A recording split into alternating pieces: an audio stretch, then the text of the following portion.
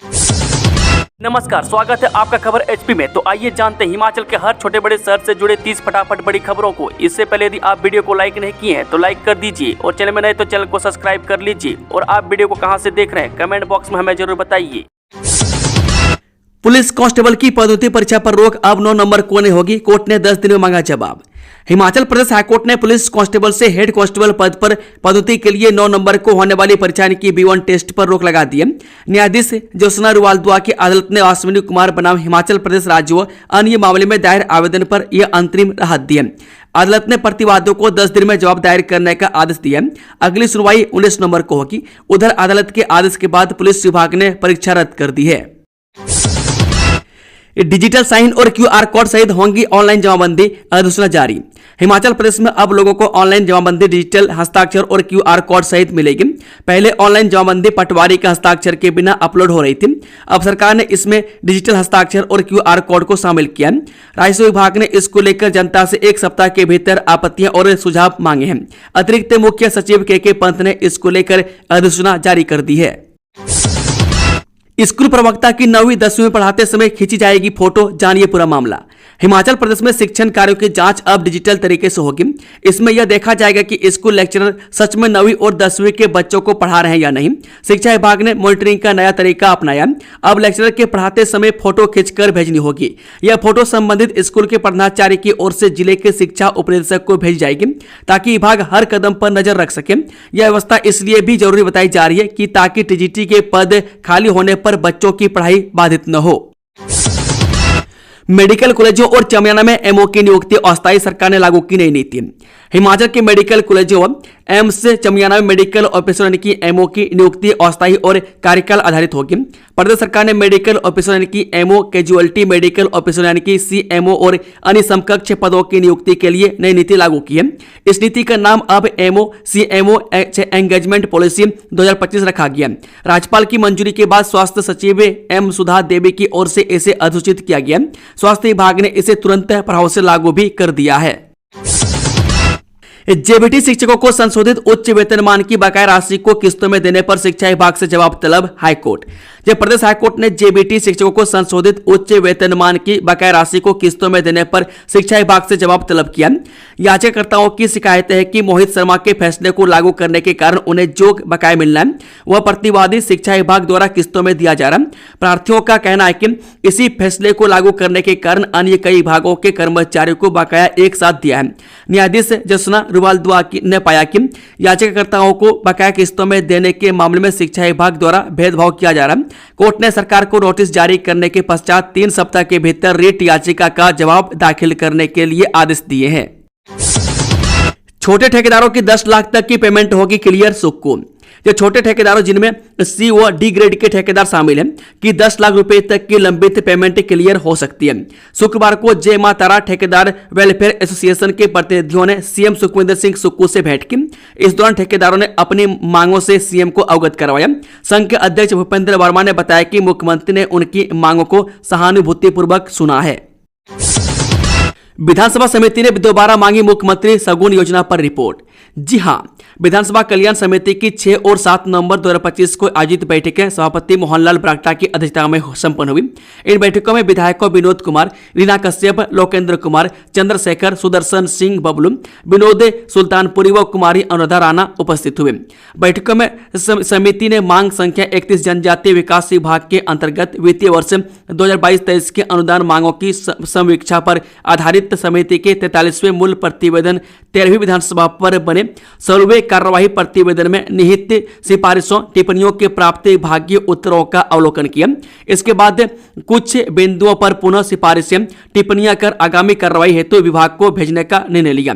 इसके अतिरिक्त समिति ने प्रदेश में संचालित मुख्यमंत्री सगुन योजना की समीक्षा पर आधारित प्रश्नावली के प्राप्त विभागीय उत्तरों का अवलोकन किया तथा अवलोकन उपरांत कुछ बिंदुओं पर संतुष्टि व्यक्त करते हुए दोबारा सिफारिशें टिप्पणियां की तथा इस पर मूल प्रतिवेदन बनाने का निर्णय लिया।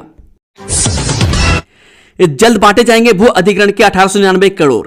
जो पर्यटन विभाग द्वारा कार्यान्वित की जा रही विभिन्न पर्यटन परियोजनाओं की समीक्षा करते हुए मुख्यमंत्री सुखविंदर सुक्खू ने कहा कि कांगड़ा हवाई अड्डे के विस्तार के लिए भूमि अधिग्रहण के लिए 460 करोड़ रुपए की भूमि आवंटन राशि जारी कर लाभार्थियों को वितरित कर दी गई है, जबकि 1899 करोड़ की अन्य आवंटन राशि शीघ्र ही वितरित की जाएगी। उन्होंने कहा कि कांगड़ा हवाई अड्डे का विस्तार अत्यंत महत्वपूर्ण है, क्योंकि इससे न केवल कांगड़ा जिले बल्कि राज्य के आसपास के जिलों की अर्थव्यवस्था को भी बल मिलेगा, जिससे इस क्षेत्र में पर्यटन गतिविधियों को बढ़ावा मिलेगा और स्थानीय युवाओं के लिए रोजगार और स्वरोजगार के अवसर पैदा होंगे।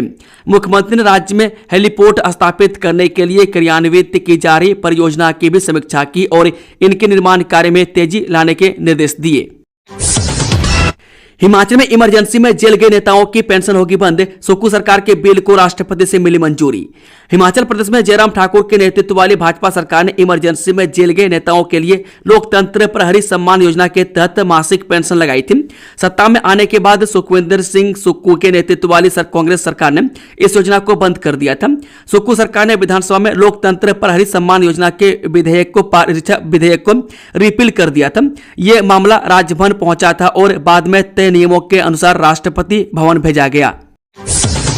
हिमाचल स्कूल शिक्षा बोर्ड ने रद्द कर दी 294 निजी स्कूलों की मान्यता, जाने क्या है वजह। हिमाचल प्रदेश स्कूल शिक्षा बोर्ड ने निजी स्कूलों पर बड़ी कार्रवाई की है। शिक्षा बोर्ड ने निजी स्कूलों की मनमानी पर लगाम कसी है। बोर्ड की ओर से तय किए गए नियमों का पालन न करने पर सख्त कार्रवाई की है और उनकी मान्यता को भी रद्द कर दिया। शिक्षा बोर्ड के सचिव डॉक्टर यानी कि मेजर विशाल शर्मा ने बताया कि मान्यता प्राप्त स्कूलों के लिए शिक्षा बोर्ड का पाठ्यक्रम पढ़ाना अनिवार्य है, लेकिन ये स्कूल दूसरे प्रकाशकों की किताबें पढ़ा रहे थे। प्रदेश में 9वीं से 12वीं कक्षा तक के करीब 1400 निजी स्कूलों को हिमाचल शिक्षा बोर्ड से मान्यता मिली है। इन्हें स्कूल शिक्षा बोर्ड की ओर से तय किया गया सिलेबस पढ़ाना ही अनिवार्य है। विद्यार्थियों को प्रताड़ित करने पर प्रिंसिपल की जवाबदेही होगी तय, उच्च शिक्षा उप निदेशक ने जारी किया आदेश। सोलन जिले के स्कूलों में विद्यार्थियों को मानसिक या शारीरिक रूप से प्रताड़ित किया तो अब प्रधानाचार्यों की जवाबदेही भी तय होगी। ऐसा मामला सामने आने पर प्रधानाचार्य को भी तुरंत संज्ञान लेना होगा।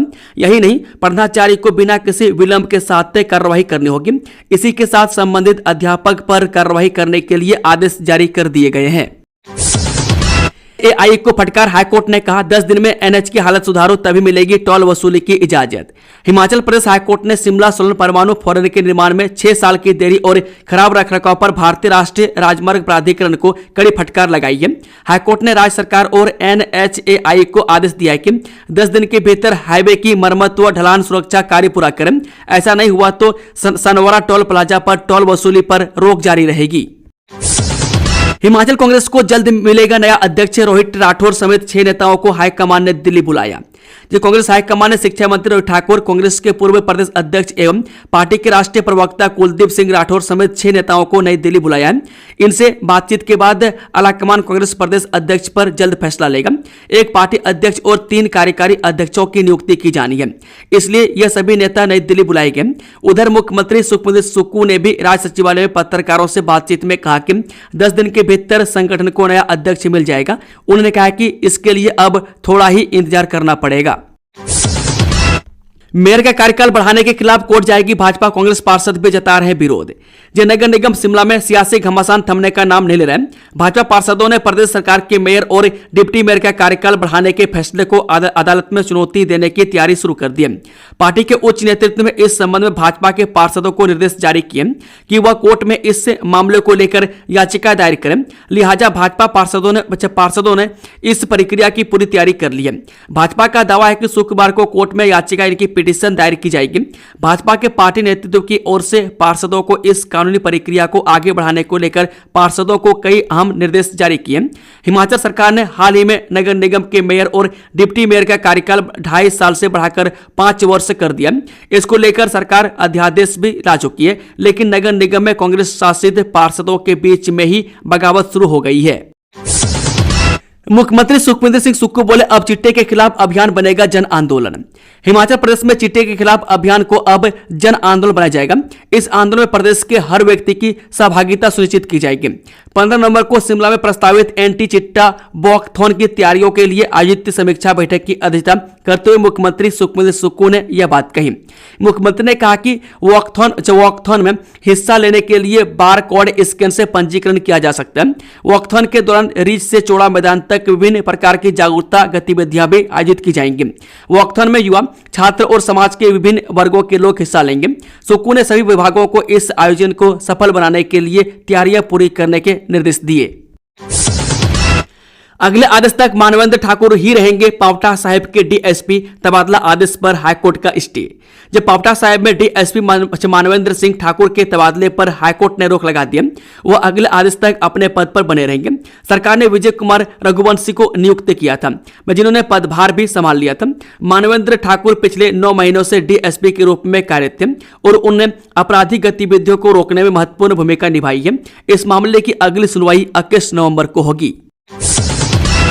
सुक्खू सरकार दे रही खिलाड़ियों को सरकारी नौकरी, उद्योग मंत्री बोले पढ़ाई के साथ स्पोर्ट्स जरूरी। राज्य स्तरीय अंडर 19 सांस्कृतिक कार्यक्रम का समापन हुआ। उद्योग मंत्री हर्षवर्धन चौहान ने कहा कि ऐसे कार्यक्रम विद्यार्थियों को संस्कृति से जोड़ते हैं और युवाओं में अनुशासन व आत्मविश्वास बढ़ाते हैं। उन्होंने पढ़ाई के साथ खेल और सांस्कृतिक गतिविधियों में भाग लेने का महत्व बताया। अब विदेश नहीं जा पाएगा मोहम्मद अब्बास, सुंदरनगर में नाबालिग छात्रा के साथ छेड़छाड़ करना पड़ा भारी, केस दर्ज। सुंदरनगर में एक नाबालिग छात्रा को अगवा करने की कोशिश करने वाले आरोपी मोहम्मद अब्बास पर मामला दर्ज कर लिया गया।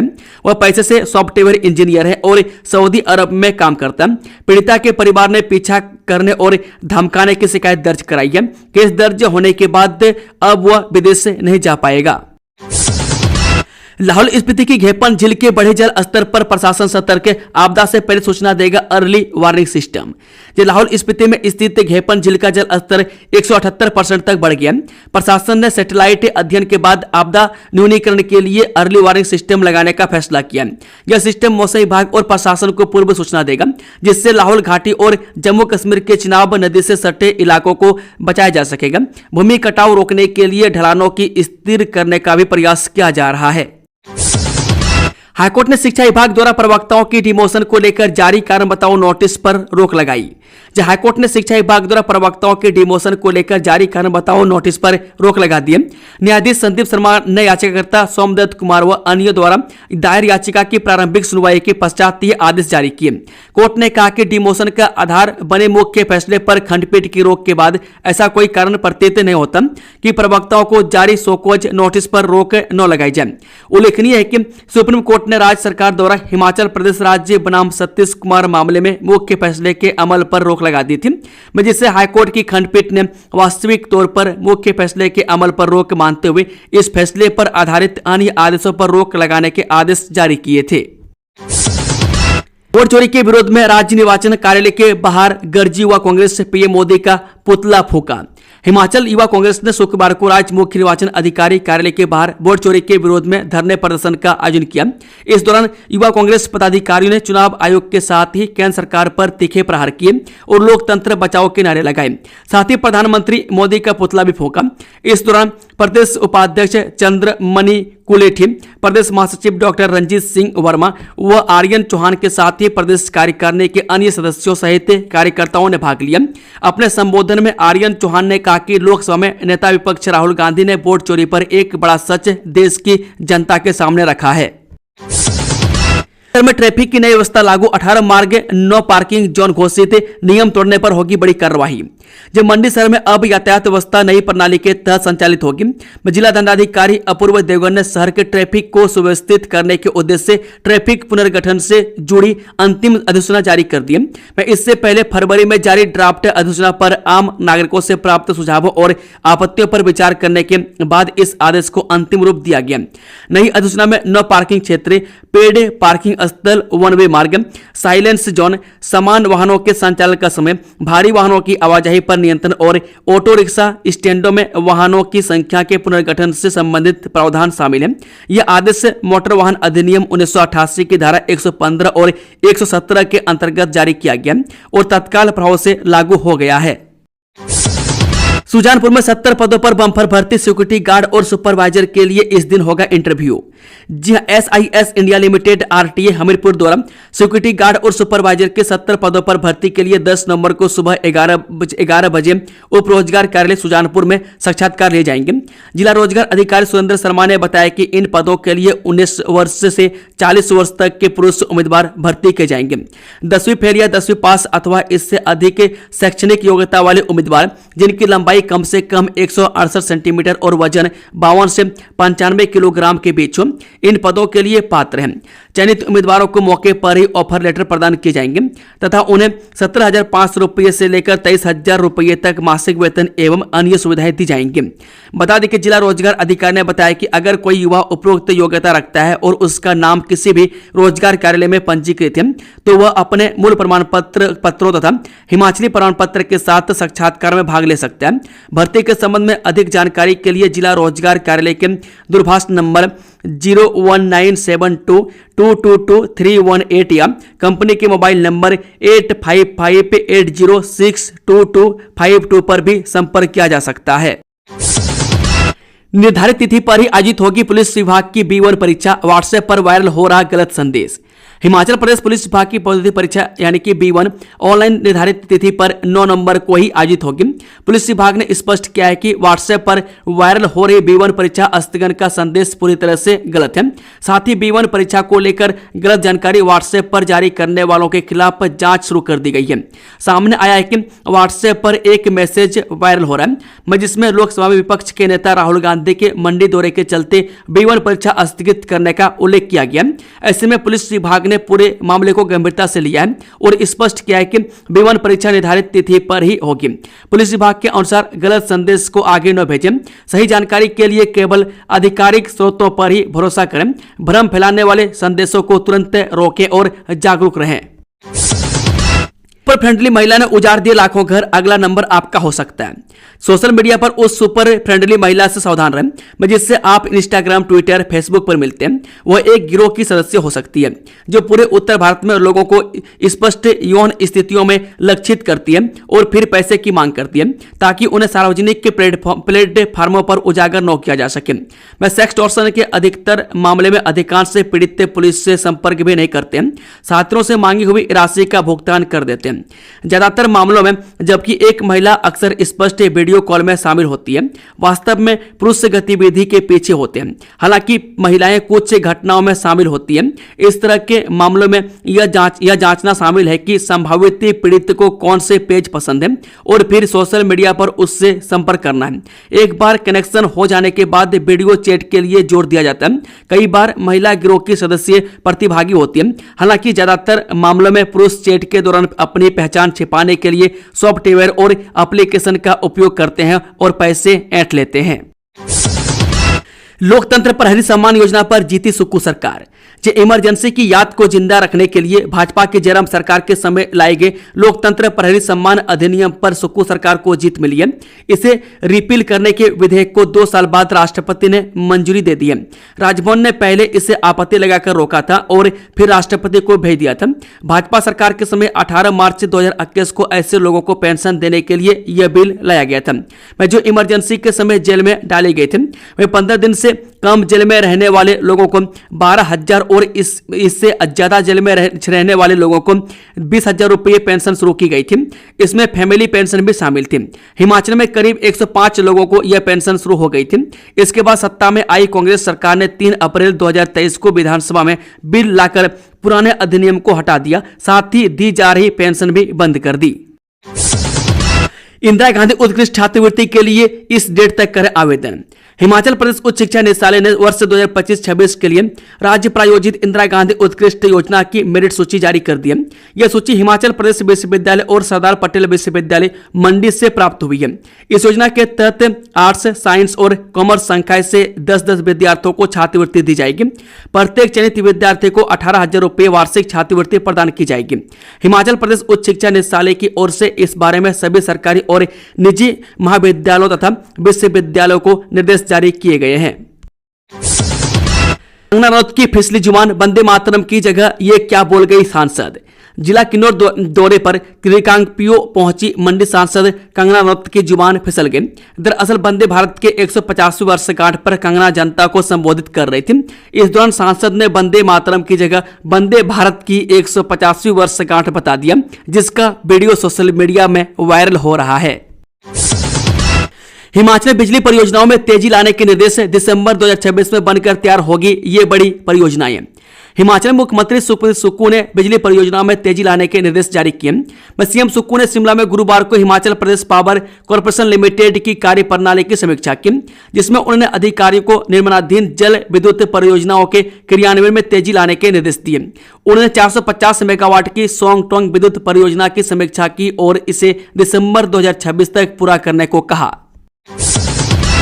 काजा में 24 घंटे मिलेगी बिजली, बैटरी एनर्जी स्टोरेज सिस्टम तैयार। हिमाचल प्रदेश के दुर्गम क्षेत्र काजा में ऊर्जा क्षेत्र की एक महत्वपूर्ण उपलब्धि दर्ज होने जा रही है। प्रदेश का पहला बैटरी एनर्जी स्टोरेज सिस्टम यानी कि BESS काजा में तैयार हो गया। अब जल्द ही इसका विद्युत संचालन शुरू किया जाएगा। इस परियोजना से स्पीति घाटी के लोगों को वर्षों से चले आ रहे बिजली संकट से राहत मिलने की उम्मीद है। बता दें, काजा में पहले से स्थापित 2 मेगावाट सौर ऊर्जा संयंत्र के साथ अब 1 megawatt battery energy storage system को जोड़ा जा रहा है। बता दें कि 16 करोड़ 38 लाख रुपए की लागत से तैयार यह परियोजना 22 kV पू काजा HT लाइन से जुड़ी है। दोस्तों, खबरों का सिलसिला यहीं समाप्त होता है। अगर जानकारी पसंद आई तो वीडियो को लाइक, शेयर, चैनल को सब्सक्राइब जरूर कर लें। Thank you, all the best. जय हिंद, जय हिमाचल।